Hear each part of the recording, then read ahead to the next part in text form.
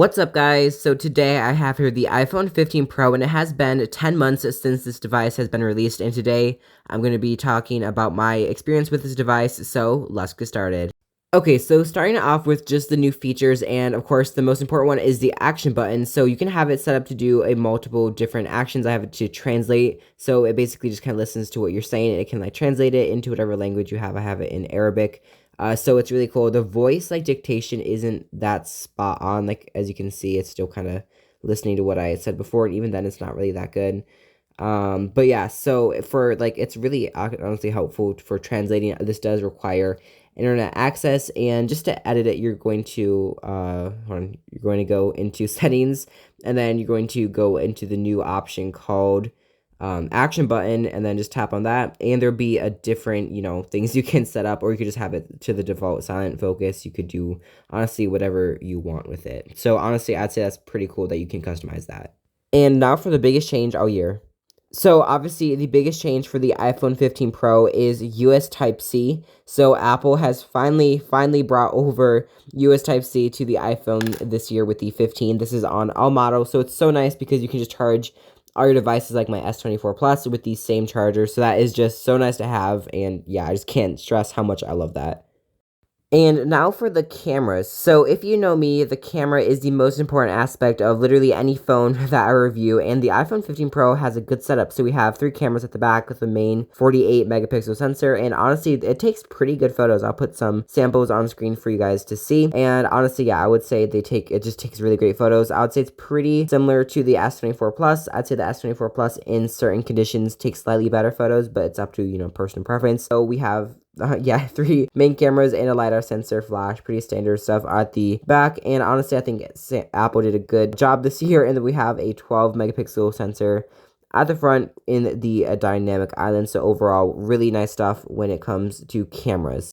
Okay, and now for another really important aspect of any smartphone, and that is just the overall design. So we have titanium on the sides, so pretty durable, honestly. We have a ceramic shield at the back, which is, Apple's, strong glass, and it's honestly, it does really good. It doesn't really like stick, or fingerprints don't really stick to it that bad, especially on the sides. We have matte, which I'm a huge fan of. It just looks really premium. I have it in the titanium blue color, and it just looks really premium, honestly. Like, if you've ever seen one in the Apple Store, if you have one, it's just so nice.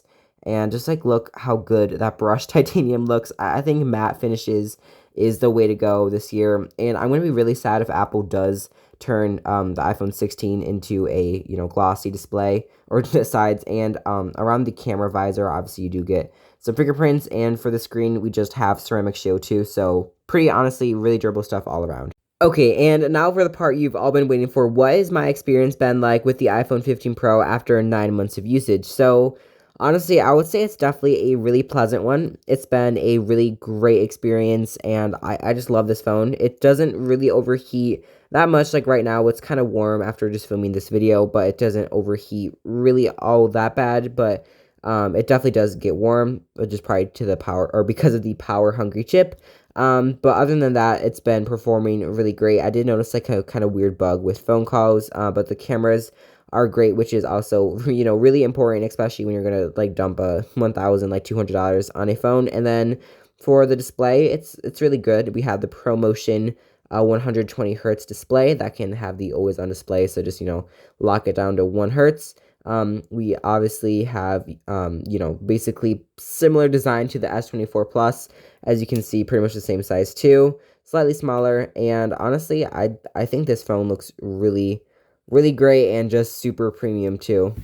And iOS 17 has also been really nice, pretty smooth animations, and honestly, I think it just looks really great and premium. And I kind of like the way iOS is set up. Even as an Android guy, I do definitely really like how everything's set up. It's very neat, very organized for the most part. There's just a few things that I'm not really a huge fan of, but honestly, I think it's just easy to get used to.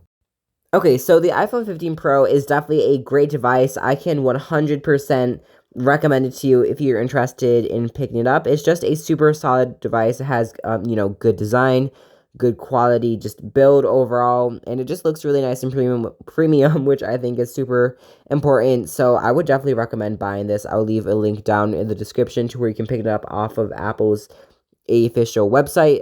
So yeah, thank you so much for watching this video. If you enjoyed it, please consider subscribing to my channel. That would mean a lot to me, and I will catch you in my next video, and I'll see you then.